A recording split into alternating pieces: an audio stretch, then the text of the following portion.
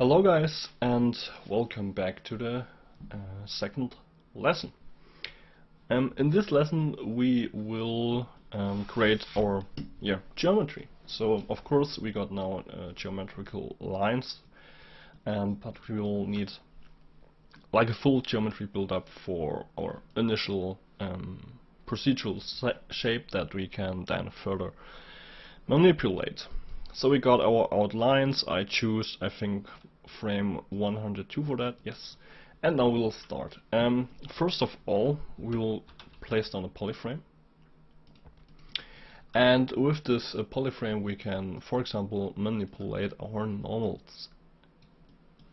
So we'll use the two edges, and I think that should be already fine, yes. And we don't need a tangent, so you can disable the tangent.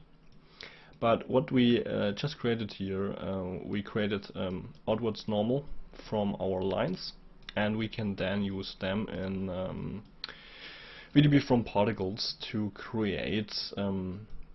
We can create with the normals. We can create a certain velocity, and we can use that velocity in VDB from particles to create a real kind of geometry. So we will do that. But first of all, I will place down a WOP, and within the WOP we will create the velocities. So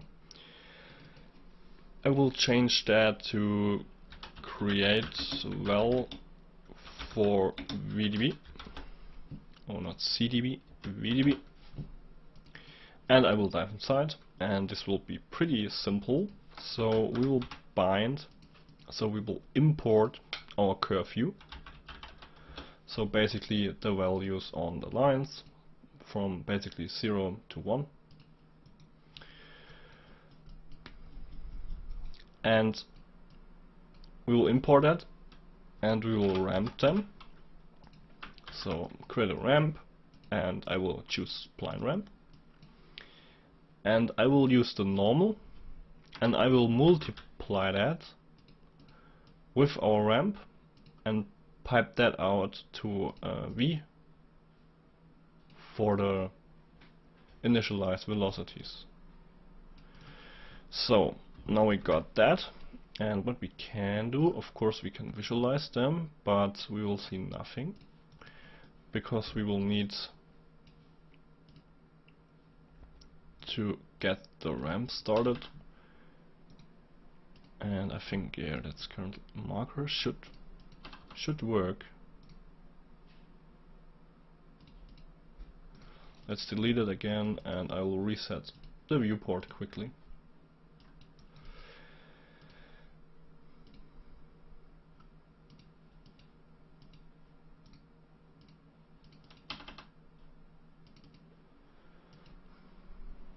Should be fine. Oh, curve U. Okay. That was the mistake.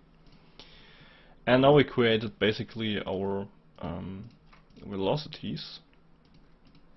So keep in mind curve view, not just curve. little error on myself here.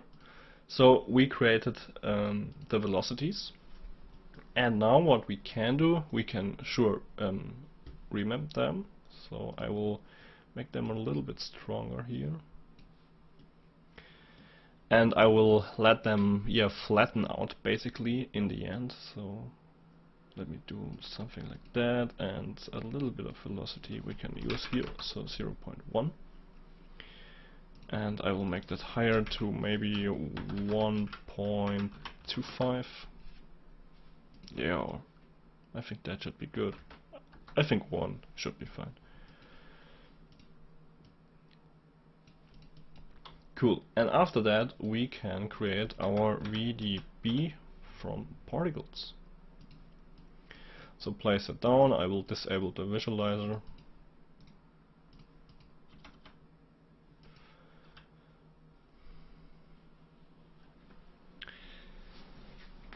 And we will get into the VDB from particles, but first of all, what we can do, we will get some lines, so get a blast here.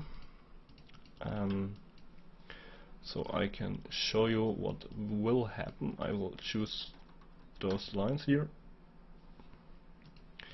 and delete non-selected. So we now isolated a few lines here. And what we now can do, first of all, I think we'll need to change some parameters. But let's quickly just use the VD3 from particles. And of course, we need to change the parameters here a little bit. So first of all, point radius scale, I will choose maybe 0.02 or 1.5. And on the voxel size 0.01. And now of course we only got like a VDB that will represent the line.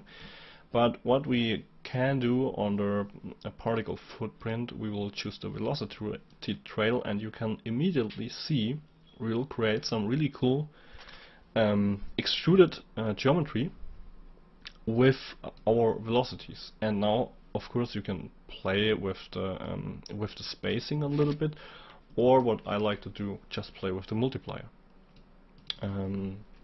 For example, I will use maybe 0.1 or 0.2.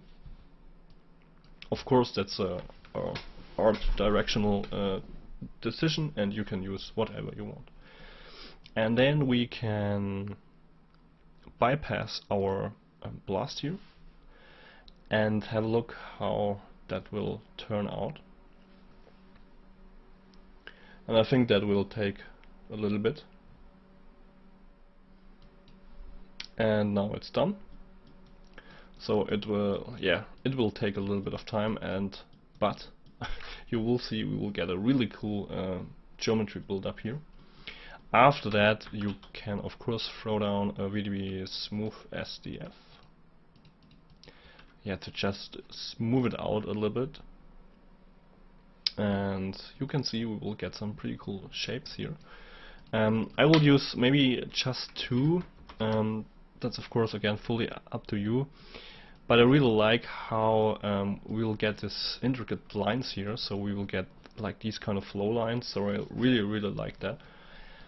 Now we created that, and I will check for VDB segment by connectivity. So basically from the main object, if there are any small VDBs created that are not connected to the main geometry. So we will type VDB segment by connectivity, and we will then create that. And you can already see, okay, we only got one. Oh, okay, cool.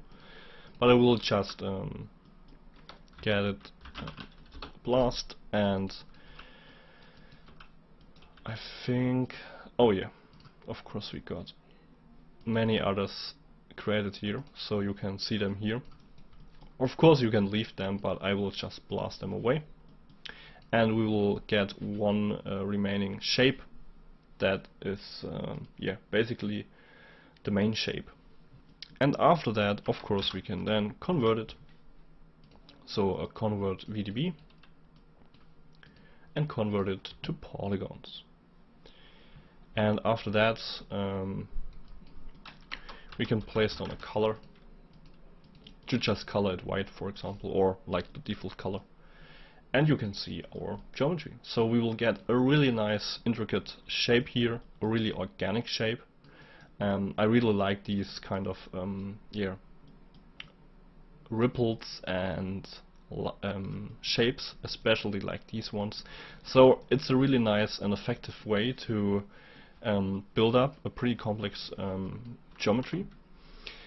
And the cool thing is what you can do when we go now back to the time shift. Just to give you an example, we can go back to frame 48, for example, and let the whole simulation and VDB from particles, velocity creation, polyframe pass through, and then we will get a whole another kind of base geometry, of course. So in this case a smaller one that will also look pretty nice. Cool.